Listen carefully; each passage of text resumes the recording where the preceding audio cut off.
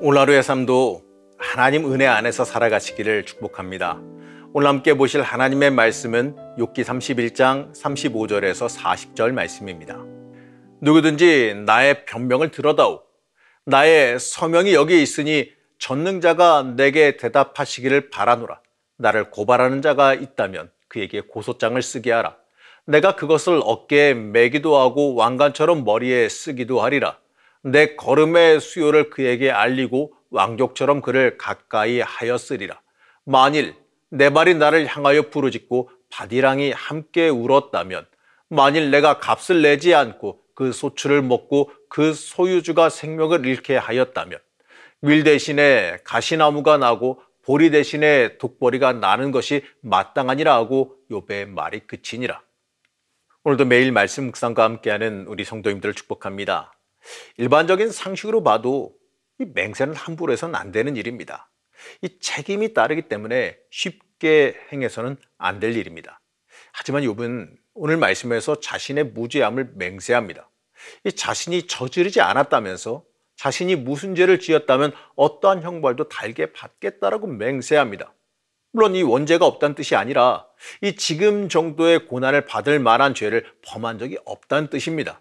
사실 이 맹세라는 건요, 이 거짓이나 위증이 있을 때 이 자신에게 주어지는 어떤 저주나 징벌도 감수하겠다라는 선언입니다. 그러니 욥의 이 맹세는요, 자신의 무죄성을 더 강하게 주장하는 맹세입니다. 욥은 자신이 이러이러한 죄를 저지르지 않았다라는 주장을 통해 자신의 무죄성을 강조하고 있습니다. 일반적으로 히브리인들은 이 맹세를 할 때 숫자 7을 완전수로 여겨서 사용합니다. 오늘 욥은 7의 배수인 14를 사용하는데, 이건 이 완전수를 더 강하게 강조하는 의미입니다. 욥이 열거하는 14가지의 죄악들을 보게 되면 특별한 부분들이 있습니다. 그 죄악들은 이 개인적인 죄악만 말하지 않습니다. 놀랍게도요, 이 사회적 약자에 대한 내용을 담고 있습니다. 오늘 우리는 이 욥이 말하는 내용을 통해 그리스도인이 어떻게 살아가야 되는지를 돌아볼 수 있게 됩니다. 첫 번째로요, 욥은 이 젊은 여성을 정욕으로 바라보지 않았다라고 말합니다. 하나님께서 불꽃 같은 눈으로 욥을 바라보시는데 어찌 자신이 그러한 죄악을 저지르겠냐라고 말합니다. 두 번째는 항상 정직하려고 애썼다라고 말합니다. 셋째로 남의 아내를 탐낸 적이 없다고 말합니다. 10계명 중에 제7계명에서 자유롭다라는 거죠. 넷째로 이 자기의 종을 공평하고 평등하게 대했다라고 말합니다. 그 이유는 이 자신을 창조하신 하나님께서 이 자기 종들도 창조하셨기 때문에 이 자신이 함부로 대할 수 없기 때문이라고 말합니다. 이 당시의 시대를 생각하면 아주 놀라운 고백이죠.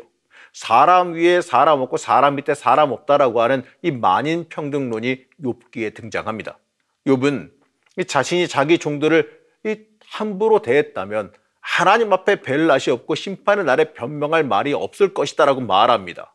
이 종을 무시하고 학대하는 것은 자기와 똑같이 그 종을 지으신 하나님을 무시하고 학대하는 것과 똑같기 때문에 그렇습니다. 잠언 14장 31절에서 이렇게 말합니다. 가난한 사람을 억압하는 것은 그를 지으신 분을 모욕하는 것이지만 궁핍한 사람에게 은혜를 베푸는 것은 그를 지으신 분을 공경하는 것이다. 욥의 친구들이 스스로 지혜자인 척들을 했지만 사실 진짜 지혜자는 욥입니다. 이 잠언에서 말하는 지혜를 이미 말하고 있지 않습니까? 다섯째로요, 욥은 자선 행위를 회피한 적이 없다라고 말합니다. 고아나 과부, 사회적인 약자인 가난한 자들이 도와달라고 했을 때 그들의 손을 뿌리치지 않았다라는 거죠. 여섯째로요, 가난해서 옷도 걸치지 못하고 죽어가는 사람들에게 옷을 만들어 입혔다라고 말합니다. 또 일곱째로, 재판에서 이 고아와 같은 약자를 이기기 위해서 속인 적이 없다라고 말합니다. 여덟째로요, 욥은 황금이나 물질에 의지하지 아니하고 자기 재산도 자랑한 적이 없다고 말해요. 엄청난 부자였습니다. 그러지만 이 물질이 하나님의 자리를 차지하게 하지 않았다는 뜻입니다. 아홉째로요, 하나님 외에 다른 것을 신으로 섬기지 않았다고 말하죠. 열 번째로요, 원수가 고통받을 때 기뻐한 적이 없다고 말합니다. 예수님은 네 원수를 사랑하라고 말씀하셨습니다. 마태복음 5장 43절 말씀입니다. 내 이웃을 사랑하고 내 원수를 미워해라 하고 말한 것을 너희는 들었다. 욥은 이미 예수님 오시기 전에도 새 계명을 실천하고 있었어요. 11번째로요, 나그네를 영접하는 것을 게을리하지 않았다고 말합니다. 나그네에게 기꺼이 자기 집을 개방했다는 뜻이지요. 당시 나그네는 보호를 받아야 되는 약자로 여겼습니다. 그래서 그들에게 쉴 곳을 제공해야지만 했습니다. 그러한 약자에 대한 보호를 욥은 충실히 행했다는 뜻입니다. 12번째로요. 다른 사람은 자신의 죄를 감추려 들지만 자신은 허물을 솔직하게 드러냈다 이렇게 말합니다. 그래서 남들이 자기 허물을 헐뜯어도 두려워하지 않았다라고 말하지요. 13번째로요. 다른 사람의 땅을 부당하게 빼앗은 적이 없다 이렇게 말합니다. 14번째로 욥은 이 땅에서 나는 소출을 거저 먹으면서 곡식 기른 농부를 굶겨 죽인 적이 없다라고 말합니다. 이 짧게 살펴본 욥이 말한 14가지의 죄악의 공통점이 무엇입니까? 구체적인 사회윤리적인 내용이에요. 욥기 1장 1절에서 욥을 이렇게 표현했습니다.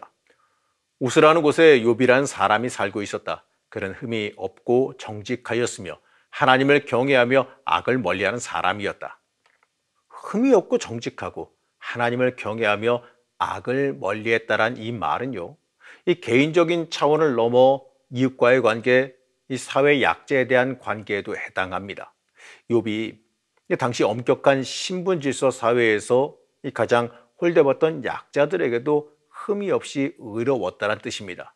욥이 외치는 정의는 이 하나님 앞에서 이 자신 혼자만 의롭게 살아간다는 것이 아니라 이웃과의 관계, 약자에 대한 사회적 배려 부분도 정의로웠다는 의미예요.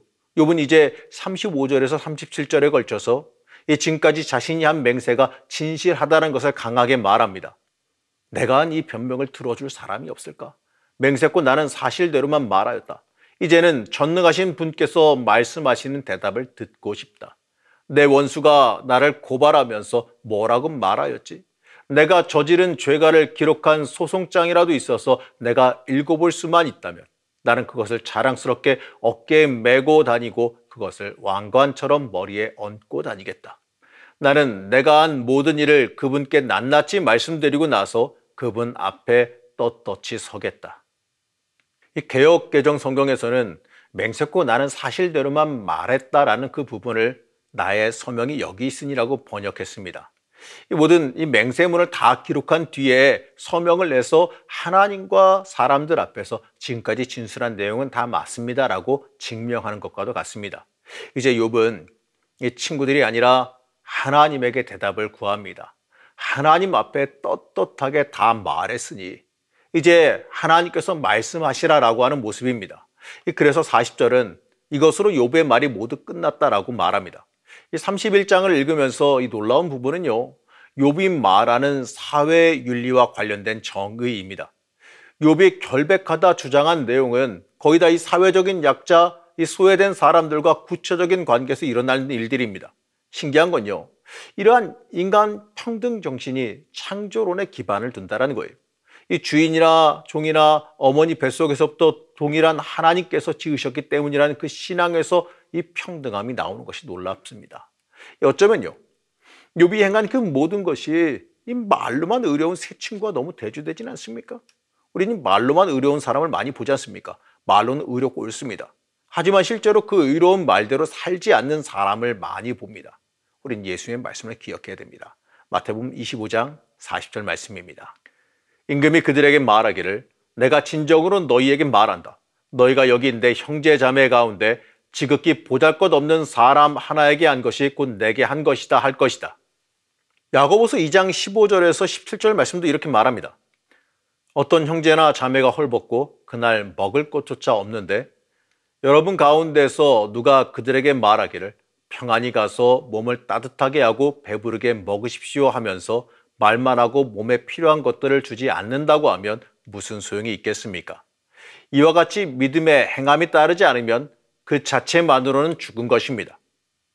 우리는 오늘 말씀을 보면서 입으로만 정의롭진 않았는지, 입으로만 믿음이 있는 사람은 아니었는지 한번 돌아봐야 됩니다. 우리는 행동으로 정의로워야 되고 삶으로 하나님의 뜻을 행해야 됩니다. 욥이 자신을 의롭다 스스로 말한 근거는 이 정의로운 사회적인 삶이었습니다. 그것이 하나님 앞에서 의로운 일이었다라고 말합니다. 사랑하는 성도 여러분, 우리도 하나님 앞에서 의로운 사람이 되기를 소망하시기 바랍니다. 하나님은 나 하나만 잘 되라고 우리를 부르지 않으셨습니다. 우리가 이 세상에 나가서 하나님의 손과 발로서 역할을 감당하게 하기 위해서 우리를 부르셨습니다. 하나님이 우리에게 기대하는 삶이 있습니다. 그러나 우리는 하나님의 기대를 외면하고 내 유익만을 구하며 살고 있지는 않습니까? 하나님은 사람을 귀하게 여기고 돌보시기를 바라십니다. 내 삶이 이 세상의 빛과 소금이 되기를 바라십니다. 오늘 하루의 삶이 하나님의 기대에 맞는 삶이 되시기를 간절히 축복합니다. 하나님, 우리는 입으로만 의롭지 않았는지 돌아봅니다. 하나님 앞에서 내가 살아간다는 그 사실을 잊지 않게 하여 주시고, 하나님께서 나에게 기대하신다는 것도 잊지 않게 하여 주셔서 우리의 삶이 하나님을 속 시원하게 만들어드리는 삶이 되게 허락하여 주시옵소서. 내 유익만 구하고 내 개인적인 일만 의로우려 가는 그 좁은 생각을 벗어나게 하여 주시고, 또 그로 인해서 내 삶 자체가 세상의 빛과 소금의 역할을 감당하는 주의 자녀가 되게 허락하여 주시옵소서. 오늘 하루의 삶도 하나님 바라보며 살아가는 삶이 되기를 원하오며 거룩하고 존귀하신 예수님의 이름으로 간절히 기도드렸습니다. 아멘.